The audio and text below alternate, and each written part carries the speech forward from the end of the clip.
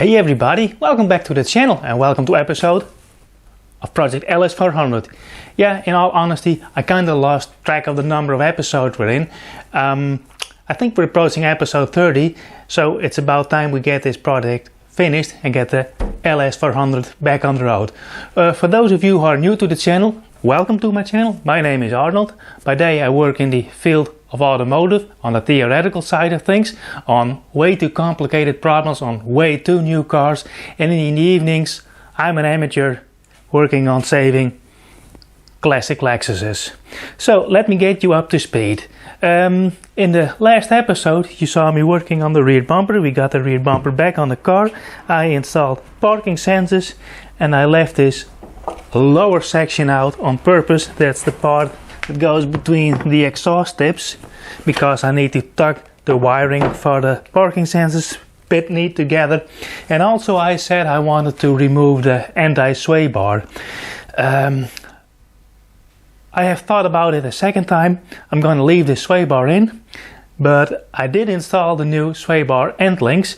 Let me get you up to speed. Now, a lot of work I did was over here in this area, the right hand side rear wheel. As you can see, the new brake rotor is on. Behind there are new parking brake shoes. I took off the brake caliper, took everything apart. I cleaned it, refurbished it. Just an overhaul kit that I used, and repainted it so it looks nice and neat. Over here is the new brake line, and over there is the sway bar end links, and those parts weren't available at any part supplier beside the dealer over here in the Netherlands. And when I would have picked those up from a dealer, it would have cost me a fortune. But thanks to my viewer Joe from Atlanta, he pointed me towards Rock Auto, and I got these parts for a very reasonable price. Took a while to get them shipped here, but they are here and they are in. That's the most important thing. Now let's have a peek in the wheel well. That's where I have everything treated with underbody coating, back and front. So this is ready. Currently the wheels are out to the painters. I had them glass bead blasted, and now they're off to being painted. Gonna fit new tires on there. Now let's head over to the front, where we arrive at this episode's project, namely the replacement of the upper control arm. There's a bit of play on the upper ball joint. As you can see, the rotor are off, the brakes are off. Gonna refurbish them. Oh, that's a lie. The caliper is already refurbished, and that's a bracket for a connector over there. So this is what I have planned for this episode: control arm and the lower ball joint. Okay, what needs to be done? Well, I want to start off with the upper control arm and do the lower ball joint at last. What I need to do is to bolt this off. There's a bracket here, there's a line running over here, there's a connector up here, so I can take this all out of the way. Then I can loosen this castle nut, then the control arm is free. But I'm not sure if you can see this on camera, but there are bolts in here that need to come out, and the air suspension strut is in the way, so that also needs to go. Now, as you can see, the suspension is fully drooped. It's completely in its lowest position, so that's what I need to get the air suspension strut out, because this thick upper part is in the way. So let's start off by removing all those bolts, that connector over here, and then loosening this nut and see if we can pop this out. Could be a bit of a battle, but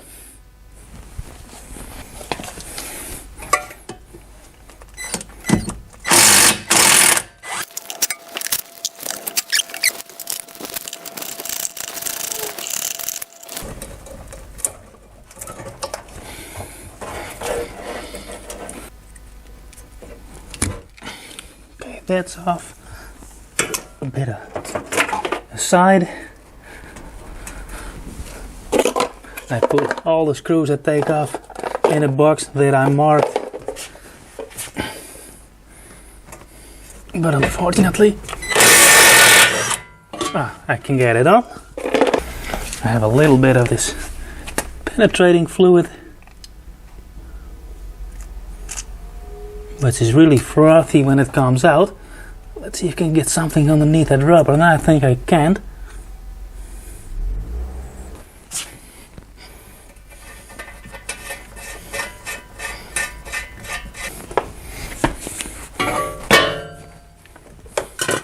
There it is. I am kind of surprised that it went that smooth. So, wipe off my casting nut. So now we have this free. Now what I'm going to do next, shall I take out this entire assembly? I'll leave it hanging in here. I think I remove that too, so I have everything off. It gives me a lot of space to work. And I expect this rear one where the tie rod ends connect to, that rear ball joint to come off pretty easy, because let me get you over here.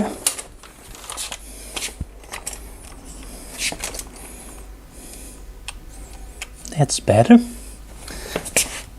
And this rear ball joint was replaced just before I bought the car. The previous owner stranded once, and they put a tow hook on the tie rod end and pulled everything into a nice bow. So that was replaced by the previous owner.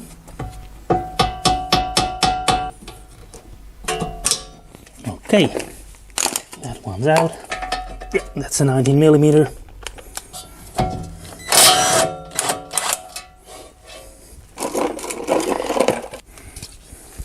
Now you've seen me destroy a castle nut in the previous episode, so let this soak. I'm going to try if I can get the lower ball joint loose.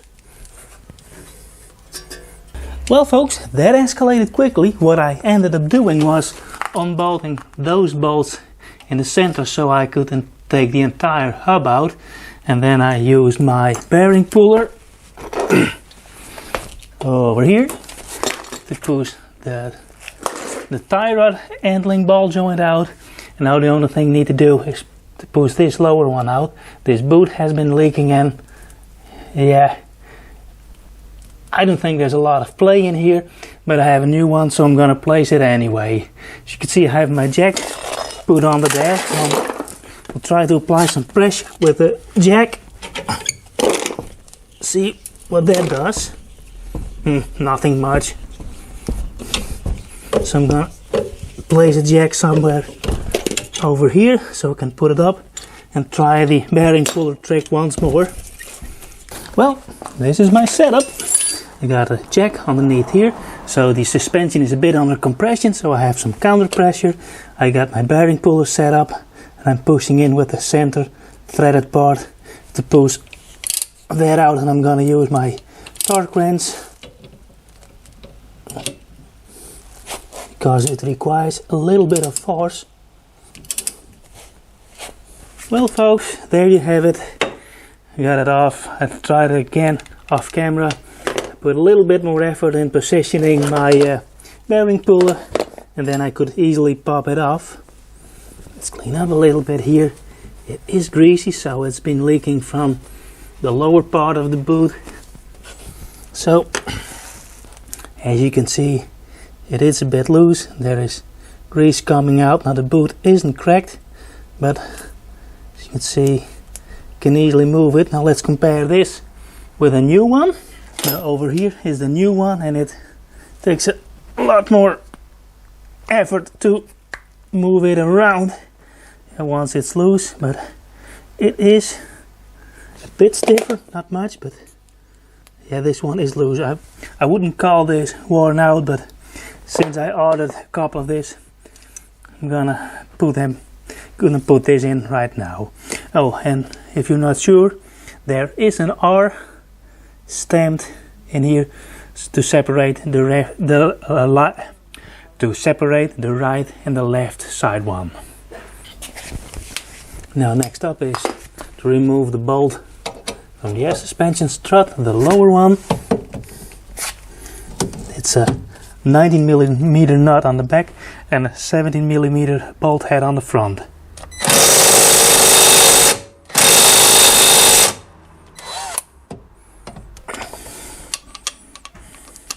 breaker bar.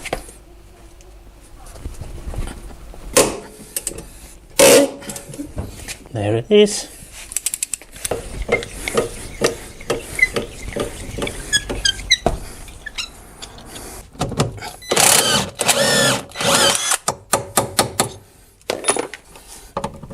There's a lot of pressure on the air suspension strut still, so it's time to disconnect it. Now in hindsight, may have been a good idea to disconnect the air suspension strut from the air line first, so it's unpressurized, but I tested, wiggled the bolt a bit, there isn't much force on it at this moment.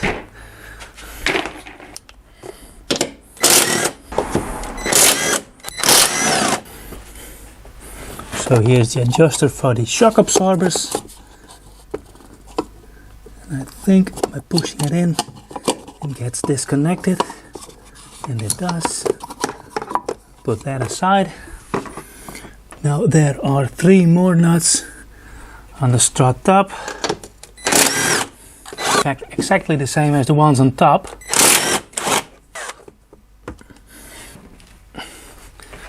And as with the actuators in the back, it's held on by 2 screws.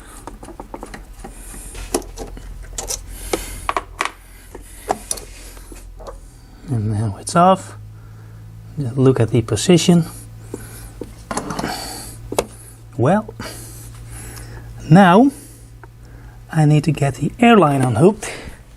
Okay, here's the problem at hand. There's the strut tower. Now as you can see, we put a little bit of extra light on there. There is the entrance from the airline into the wheel well, where it meets the top chamber of the suspension strut. But as you can see, I can barely fit my hand in there. This intake piping is in the way. So I need to take this off, so I can at least get this grommet off and have access to the nut that connects to the airline. I'm gonna do that off camera and pick you up when I'm ready to remove everything. Alrighty folks, I have the intake off, and over here, that's the nut we need to loosen to bleed the air suspension strut, and then we should be able to pick off this entire thing. So I'm gonna put the camera back on a tripod. So it's quite a large nut, it's a 19mm, and it's nothing more than hand tight. Let's see if we can put the airline out already. Not yet.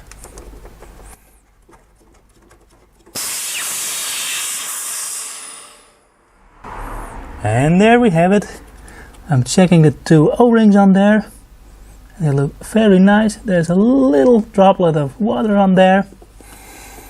So I'm gonna cover this up. See, pressure is off. Now it should be fairly easy to pull out the air suspension strut.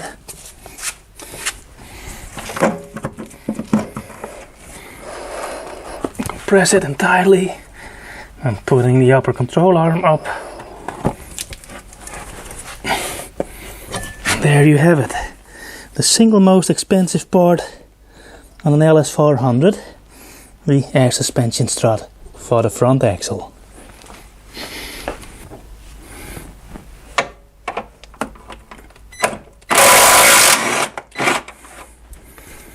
I forgot to press record, but now both of them are out, and there we have it. Well, yeah, it's a bit loose, but wouldn't call this excessive. But anyway, so time to clean up. It's getting a mess here. Well folks, I'm back at the car at the workshop. This is the upright which I have painted. I used the epoxy rust reformer and primer and just blasted one single coat of matte black over this, and I call this good. The only thing I did, I masked off the wheel speed sensor / the ABS sensor, because these things are very hard to get out. So now it's time to bolt a new lower ball joint on.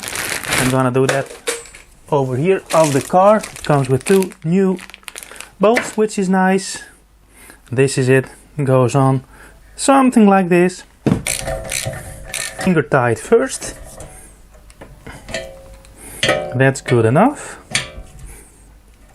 Okay.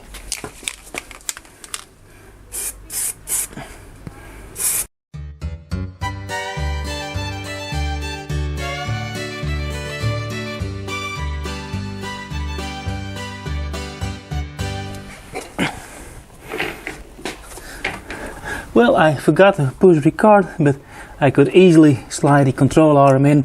First the rear one, then the front one. Okay. And I use a little bit of WD-40 to lube it up a little bit.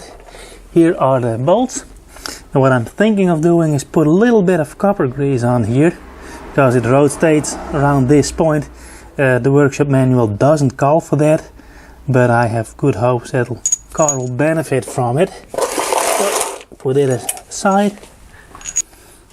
First I have to align these holes. It's a 40mm head.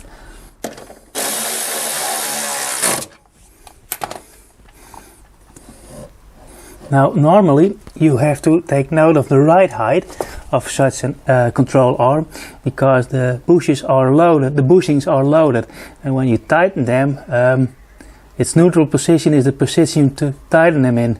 But if you have it too low, like right now, and you would lower the car and it would go to ride height, you already put a lot of stress on those bushings, and that's what you want to avoid.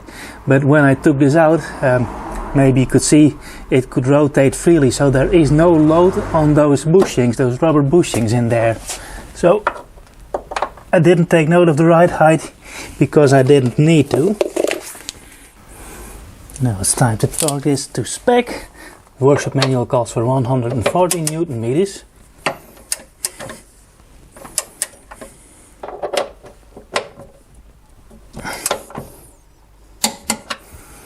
And we're done.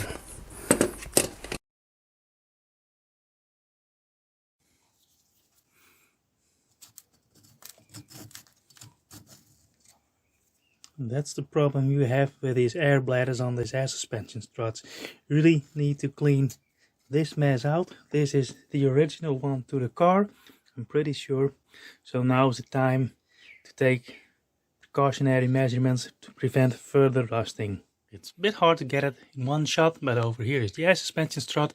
It's now cleaned, and what I did, found on the air bladder itself, there's a lot of compacted dirt, dry mud, but it's been folded inside here and then compressed. So what I did, I used this screwdriver and used the flat side to scrape it off.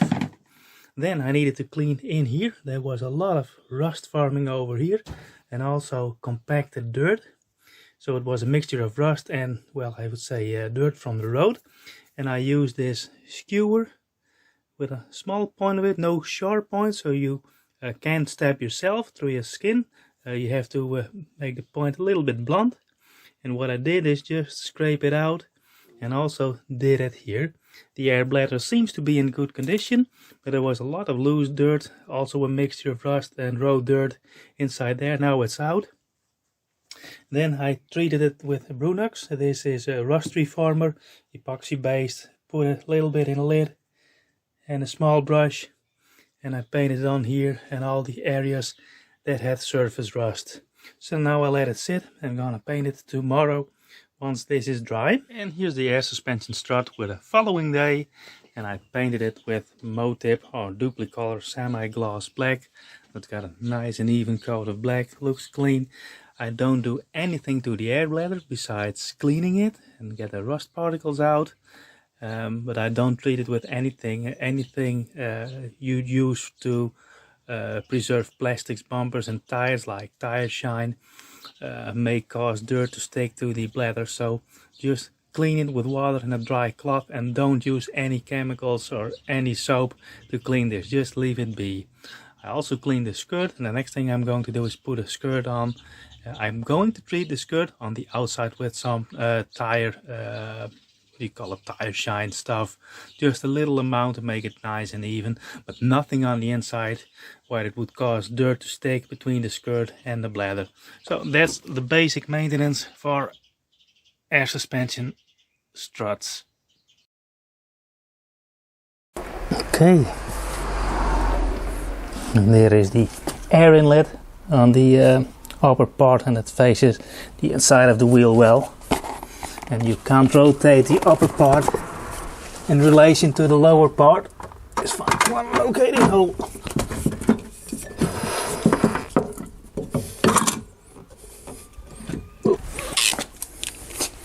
This calls for 140 Newton meters.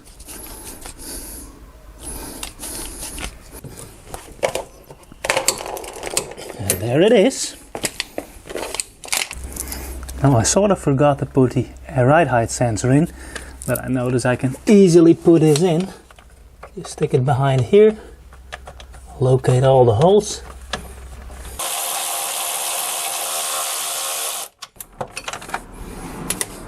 I'm gonna use my small quarter-inch drive torque wrench. It's set to 10 Newton meters because I don't want to strip those small studs. That's one. That's two. And that's good. So there's the upright. Oops. I'm gonna clean this hole.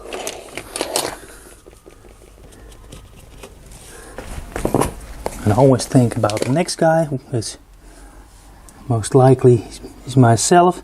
Just put a small amount of copper grease in this part. Let's see how this goes. First the lower part.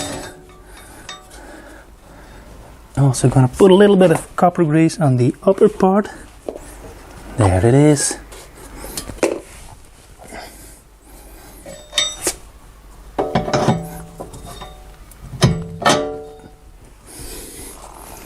Castle nut on here. It came with a new cotter pin as I showed you, but I'm going to use the old clip that came with the car. I like that much better. And there's a lock nut going on the lower one. There is not a hole drilled in the threaded part, so I have to work with this lock nut. Okay, let's tighten it. The upper ball joint calls for 64 Newton meters. And this new kit has an 18mm nut. Now the torque wrench doesn't click, but I can sense it's tight enough. So I'm gonna put the cotter pin in and hope for the best.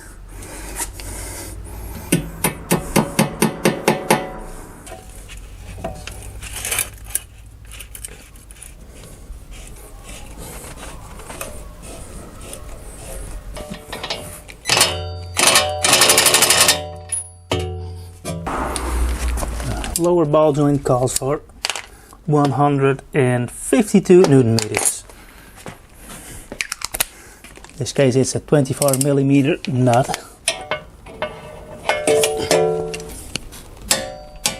And there we are. The only thing I need to do is to tighten those two bolts underneath there, and those call for 113 Newton meters. And there it is. Okie dokie. Now the tie rod end, that calls for 65 Newton meters.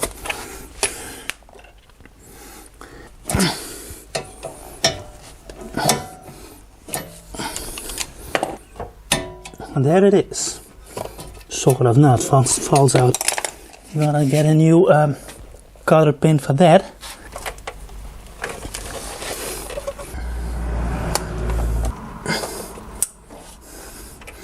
There you have it.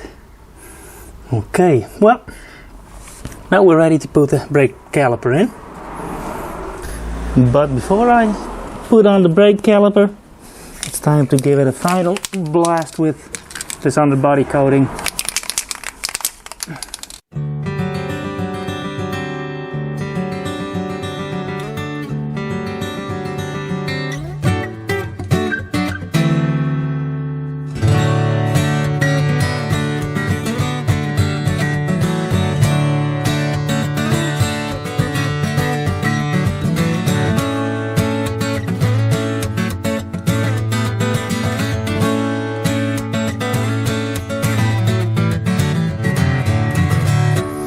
the brake caliper.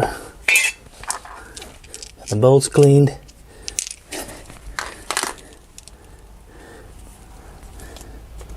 Oh, wait a minute. There are the bolts.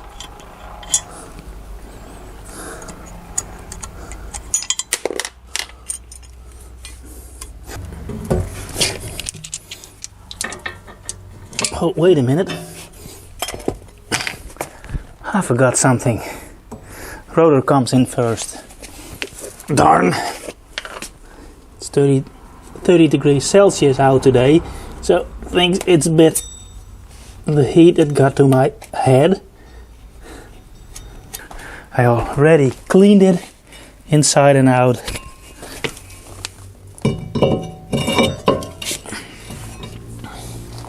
Now I did have some locating screws, but I'm not sure where I have left those. Okay folks, we just came to a screeching halt because I wanted to prepare the new brake pads and I want to put the old brake wear sensor to the new pads, but I have to drill a hole in one of the pads, the lower one on the back. I need to drill a hole in that ear that slides in here in the abutment clip, and also it appears that the brake wear sensor is broken, so I have to repair that first. So I'm gonna pause here, carry on tomorrow or day after tomorrow.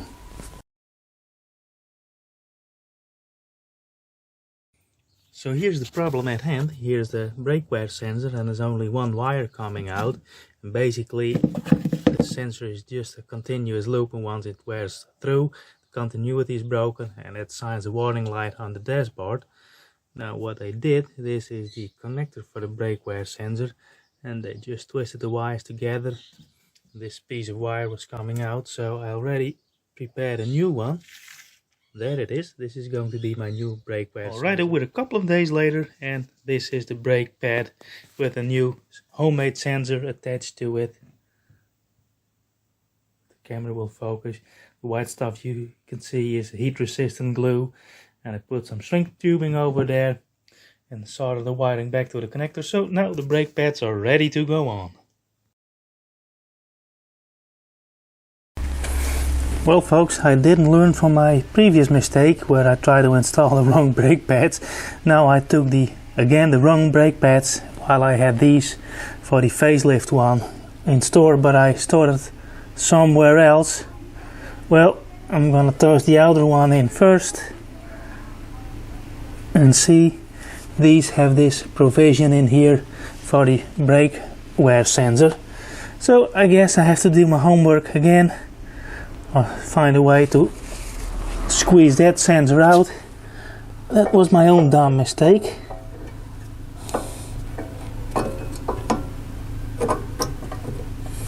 And see, that one fits nicely. Back at it, I whipped up a little contraption with a securing wire instead of heat resistant glue. I'm gonna put it in this way. There it is.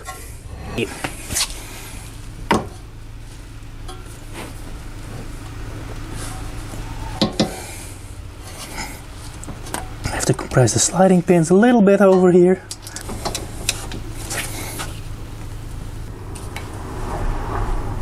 Click. Calibrated arms. And I'm gonna mark them off so I know they are secured. Well, let's do the messy bit. Get my extension cord out of the way. And that's the new brake line.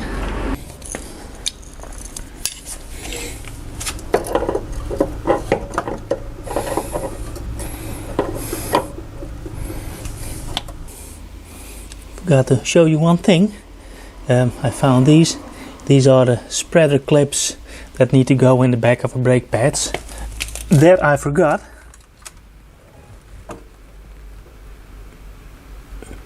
There they are, on top of the brake pads. So it's been very warm lately. It was quite a struggle to get things in, especially the brake line that was just seized, so I had to use my channel locks to get it loose, but now it's in. Now I'm gonna bleed the brakes, but I'm gonna do that off camera. and then install the fender liner. There's nothing more I need to service. Just have a quick peek around. Now everything is coated, and then we can button this up.